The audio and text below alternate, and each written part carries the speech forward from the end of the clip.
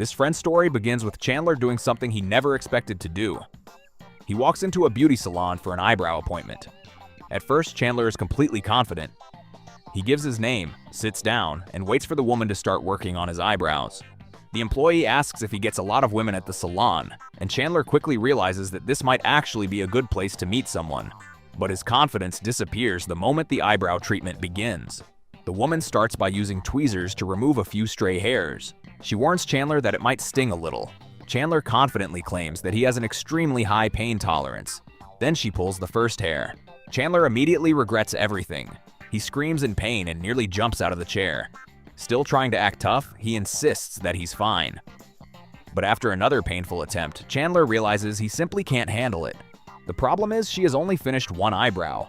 Now Chandler has one perfectly shaped eyebrow and one completely untouched eyebrow, and the difference is impossible to ignore. Later, Chandler goes to the guys and desperately asks for help. He's getting new headshots taken and he can't possibly show up looking like that. The others immediately start making fun of him. Someone compares his uneven eyebrows to a baby caterpillar chasing its mother. But Chandler isn't laughing. He has a serious problem. He even brings out a marker and asks his friend to simply draw in the thinner eyebrow. Unfortunately, the marker is green, so that plan is obviously terrible.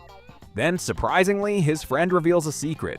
When he was growing up, he used to earn his allowance by plucking the eyebrows of his father and his father's business partners.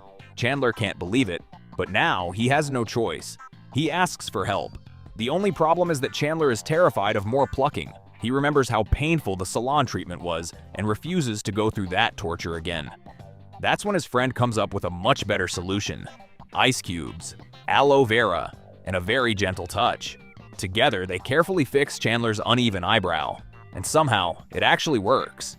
Chandler is shocked.